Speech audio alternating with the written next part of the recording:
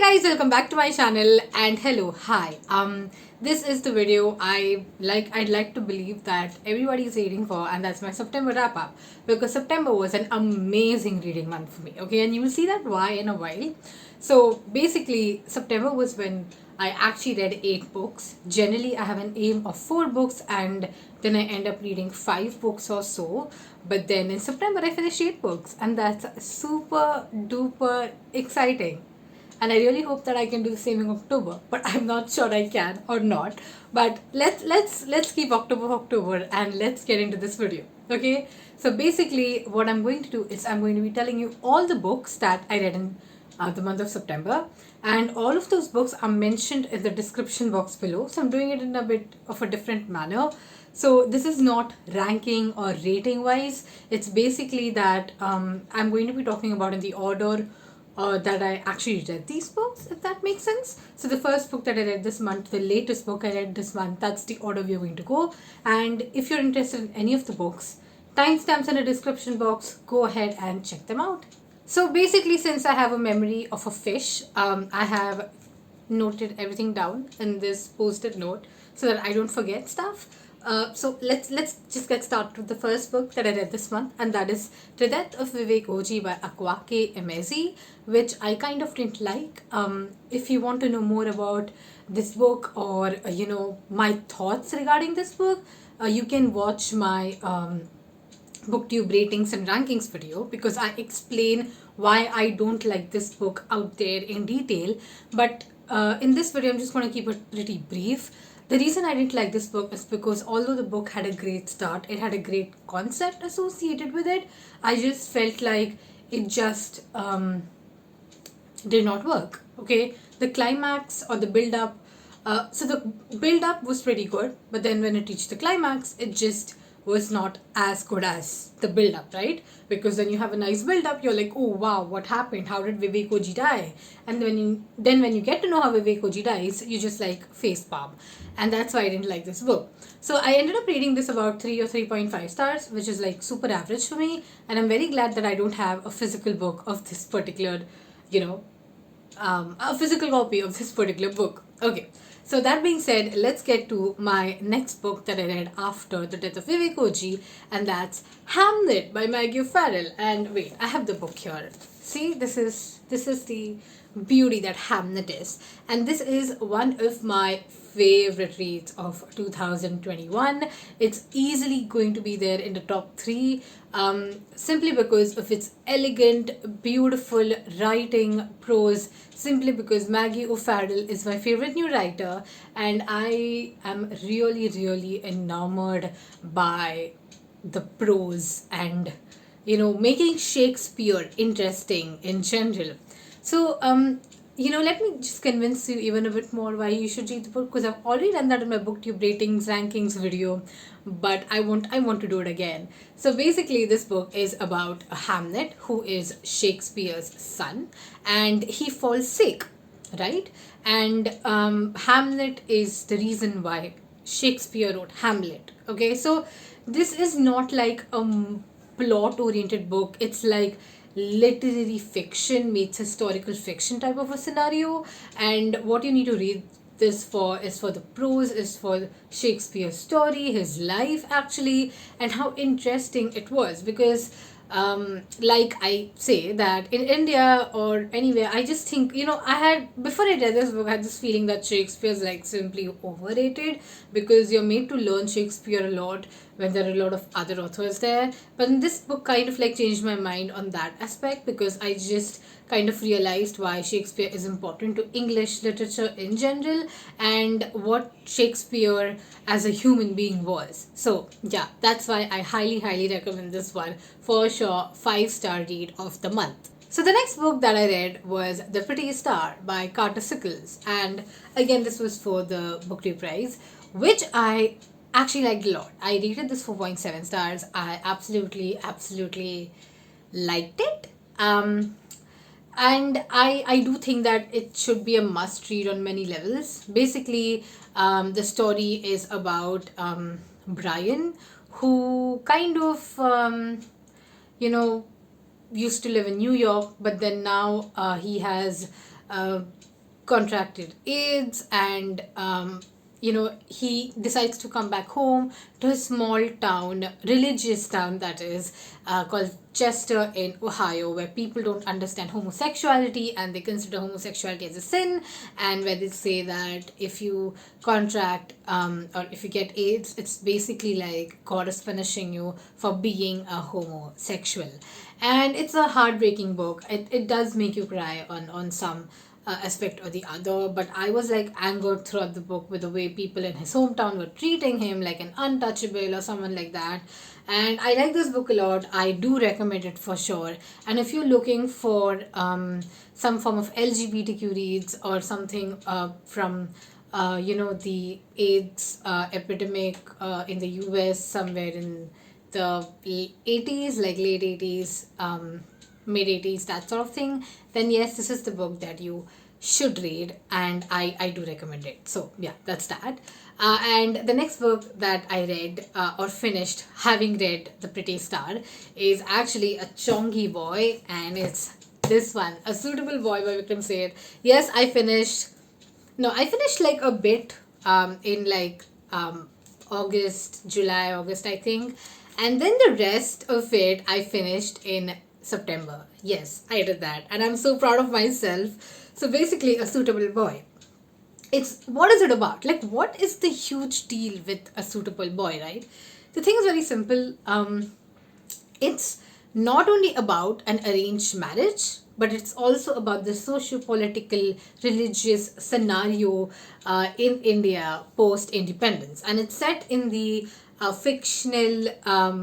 in a fictional place called Brahmapur, which I would like to believe is somewhat like, you know, it's actually in Purva Pradesh, right? So Brahmapur is in a fictional state called Purva Pradesh, which is kind of modeled around Uttar Pradesh for that matter. So it's very interesting. I absolutely loved it, and it's like a treat, okay? And this was also a 5-star read for me. Now, I don't have anything to convince you to read the book, but then my point is that considering that people are loving like a 1,500 page book and like not complaining that they had to read 1,500 pages, maybe it's time for you to actually pick this book up no matter what. Yeah, so yeah, that's that. Okay, fine, cool. Did I convince you? I hope I convinced you. But that being said, let's get to my next book, and that's also a physical copy, and it was longlisted for the GCB prize, and that's A Death in Shonagachhi by Rijula Das. Don't read this book. Don't waste your time reading this book. That's like my one sentence review. The only reason why this book is 3 stars is because it's set in Shonagachhi, and the backdrop of Shonagachhi is explained in a very, intricate, curious manner, which I absolutely loved. But the plot is zero. The story is zero. I still don't understand who caused the death, who was the murderer, because this is supposed to be a crime mystery. And if anybody wants this copy of mine, please let me know. If you're curious enough, then I'll just send this across. So yeah, thank you. That's that. No, but seriously, don't read the book, okay? Please don't read the book. Please don't waste your time reading the book. I fucking hated it. Thank you so much. Now, that being said, let's get on to my next read, where I'm consulting my sticky note. And this has to be My Dark Vanessa, by Kate Elizabeth Russell. I hope I remember her name correctly. And this is again for the BookTube prize, which I liked. I rated this 4.5 stars. I actually like this book kind of a lot. Like, I didn't like love, but I really like this book a lot. And I do think it's an important book. It was one of my top 3 choices as a judge for the BookTube prize. And, you don't need to explain this, because if you watch my BookTube rankings ratings video, you already know this. But my point being that I think this book is an important read. It's a very triggering read, which talks about our main character, our protagonist. When she was 15, she had an affair with a 42-year-old man who was her English teacher, and it kind of talks about how this man grooms her and how this man makes her believe that this whole relationship is based on love. And that's triggering AF, okay? That's very triggering, and I have to give you all the warnings. But the reason why this is important is because years later, although this lady is like 25, 27, she has still not moved on from the trauma of that relationship, and it keeps flipping between her days with the man, and now that she is a full grown adult, how does she think about the situation. Now at the start I was very skeptical of liking it, and I was sure that I was going to dislike this book. But then, having finished the book, I actually like sat back and thought about it for a very long time, and I realized that this still happens in today's world. When people talk about the Me Too movement and be like, oh, why didn't they just like file a case at that time? Like, why didn't they just come out and do this when the abuse happened to them? Like, listen, sir, ma'am, I mean, you need to understand what kind of trauma or mental blockages or societal expectations come along with a damn case of abuse. Okay, like even thinking about it like triggers me a hell lot. Okay, so yeah, that's the entire point of the book. Okay, so I do wish that it was 5 stars for me, but it's not, because I wish to change a lot of things in the book. But the message is loud and clear. Like, whenever you give a message, you should not give the message in writing. You should give the message through a story in a particular manner, and the author does a great job doing that. So good stuff there. And the next book that I read, actually, which I finished, okay, was Purple Hibiscus by Chimamanda Ngozi Adichie. Wait, I have the book. Why am I not grabbing my books on time? Okay, wait. So this is the book. And the reason I simply read this is because I read The Death of Vivek OG, and I was more interested in Nigerian culture, and I already had this book from this problematic turf author, and I decided I want to read it because I want to know about Nigerian culture. It didn't serve the purpose. I ended up giving it 3 stars. This kind of is set during the civil war or the coup that happened in Nigeria, and it talks about a strict religious father who has a lot of westernized missionary based ideals. And yeah, I mean, basically, I won't say that this is a great book. It did work out for me, but I won't even discourage you from reading the book, because I think that many people like this book a lot. And I think if you already have the book, then maybe consider reading it, or if you're getting the book for free, consider reading this book. So yeah, that's that. And getting to my last read of September, which I absolutely loved a lot, and that's been shortlisted for the Booker Prize, and that is The Fortune Men by Nadifa Mohamed. Lovely book, great story. And before you kind of like do anything, let me just tell you, please don't Google the plot of the book. Please do not Google more on the book, because you may end up getting spoilers on the internet. Thank God I finished the book and I decided to Google on it, because this book is based on the true story of Mohamed Matan, who was a Somalian sailor who used to do odd jobs in Cardiff, Wales, in the 1950s, like post World War II. Okay, and he was wrongly accused of being a murderer, and he was also framed. And it's his story of the struggle against the British justice system. I highly recommend it. It's something, I think what changed the game for me totally was the fact that this is a true story. Like, it's not a made up story. And when you kind of say, when you kind of retell a real story in a fictional format, that grabs the audience's attention a lot, and that's what I absolutely loved about Nadifa Mohamed.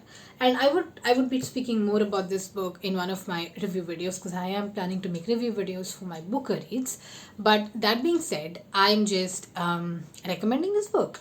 I would suggest that you get a physical copy of it, I would say, because it might be much easier to read when you have a physical copy in hand. But I listened to the audiobook on Audible, and it worked out fine for me. And I don't think the audiobooks are available anywhere else. I think it's only available on Audible for now. So yeah, that being said, this is it. These are the 8 books that I read this month, and I absolutely love this month a lot. I think one of the things that I did do differently this month was dedicate a lot of time to reading, and like every day I kept a ritual of reading on a continuous basis, and that helped me. And it's not possible to do it every day, of course, because I do have a day job which allows me to buy these many books, because books cost money and I need to earn money, so I have to do a day job for that, and my day job is pretty much demanding. But that being said, yeah, like I hope to keep this streak in October, but I don't think I'll be able to, because October is a very busy month. It's the start of Q4 as well. So if you work in the corporate sector, you know what that means. But yeah, like that's that. But that being said, I hope you enjoyed this video. Let me know how your September was, and let's hope for an amazing reading October. That being said, thank you so much for watching. Bye.